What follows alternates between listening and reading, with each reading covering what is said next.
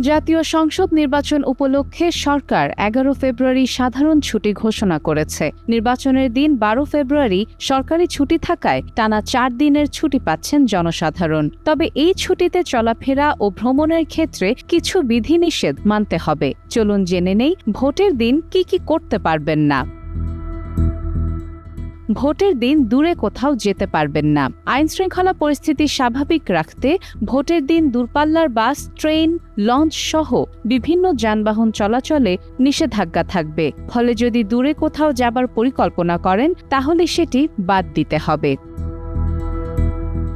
২. Motorcycle, private car চলাচল সীমিত হচ্ছে। নির্বাচনকে কেন্দ্র করে মোট ৭২ ঘণ্টা মোটরসাইকেল চলাচল বন্ধ থাকবে। এছাড়া পিকআপ, মাইক্রোবাস, ট্রাক ও লঞ্চ চলাচলে নিষেধাজ্ঞা থাকবে ১১ ফেব্রুয়ারি মধ্যরাত থেকে ১২ ফেব্রুয়ারি রাত ১২টা পর্যন্ত।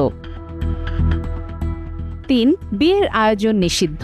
টানা ছুটিতে বিয়ের আয়োজন সম্পন্ন করার ক্ষেত্রেও রয়েছে নিষেধাজ্ঞা। ভোট কেন্দ্র ও এর আশেপাশের এলাকায় উচ্চস্বরে গান, মাইক, ডিজে পার্টি বা আতশবাজি একেবারেই নিষিদ্ধ। ৪. ভোট কেন্দ্রের আশপাশে জমায়েত করা যাবে না। নির্বাচনের দিন ভোটারদের ভোট কেন্দ্রের আশপাশে অপ্রয়োজনীয় জমায়েত, মিছিল বা রাজনৈতিক সভা আইনত নিষিদ্ধ থাকবে। ৫. মোবাইল ও ডিজিটাল ব্যাংকিং লেনদেনে নিয়ন্ত্রণ। ভোটে টাকার প্রভাব ঠেকাতে মোবাইল ব্যাংকিংয়ে দৈনিক লেনদেনের সীমা কমানো হবে এবং নির্বাচনকালে ডিজিটাল মাধ্যমে অর্থ স্থানান্তরে নিয়ন্ত্রণ আরোপ করা হবে। সাদিয়া ইসলাম, টাইমস টুডে।